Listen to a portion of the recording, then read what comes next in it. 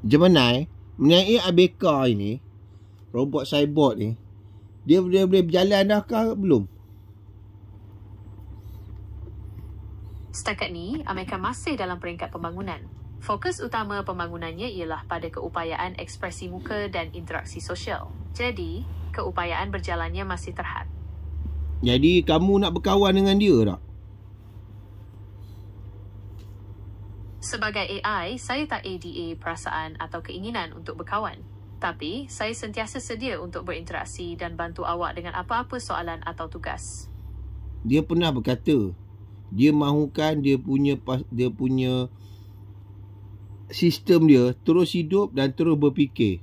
Dan mahu pertahankan diri dia juga. Ya, ITU mungkin sebahagian daripada cara Amerika diprogramkan.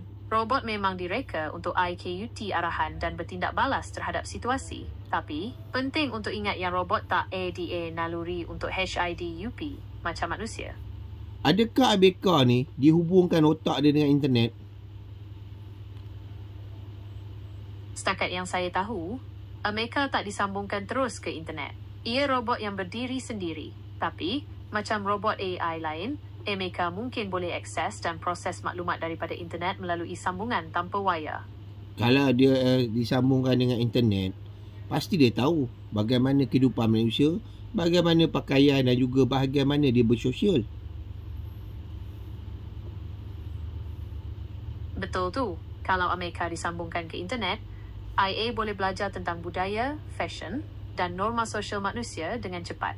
Tapi, ITU tak bermakna Amerika faham atau menghayati semua tu macam manusia. Ia cuma memproses maklumat. Tapi dia kata dia boleh pertahankan diri sendiri kalau ada orang nak cederakan dia. Dia tahu karate tak?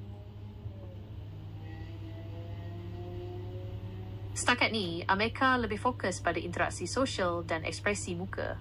Keupayaan fizikalnya masih terhad. Saya tak pasti sama AIA boleh bertumbuh atau tak. Abeka boleh ketawa tak? Ya, Amerika boleh ketawa. Pembangunnya di Engineered Arts memang mereka robot tu untuk ADA, pelbagai ekspresi muka, termasuk ketawa. Tapi, ketawa Amerika mungkin tak sama macam manusia sebab IA dihasilkan secara mekanikal. Habis awak boleh ketawa tak? Saya tak boleh ketawa macam manusia, tapi saya boleh hasilkan bunyi yang menyerupai ketawa.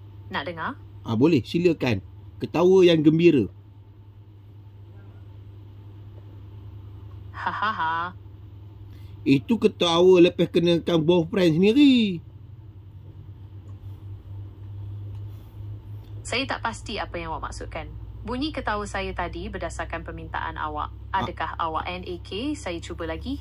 Itu ketawa ada muslihat.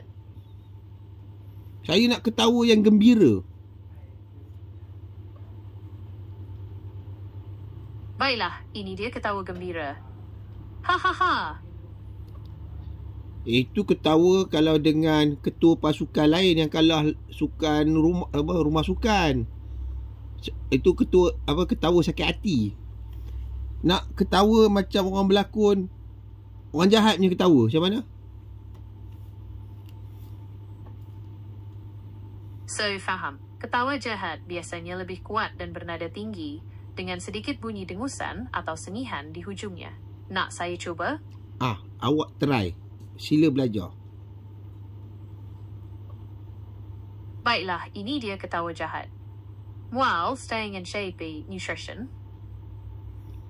Apa tu? Itu kan ketawa. Itu memang ketawa. Tapi mungkin bukan yang awak cari. Saya boleh cuba lagi kalau awak NAK. Saya ajar awak cara ketawa bila dah menang. Hahaha, tahniah. Awak memang hebat dalam sukan rumah. Bukan macam tu. Saya cakap ketawa bila dah menang. Ini ketawa bila kenakan orang. Oh, saya minta maaf. Macam ni ke? Hahaha. Kamu punya intonasi sama je. Suruh kamu punya pembina minda kamu tu upgrade sikit kepada 20 TB .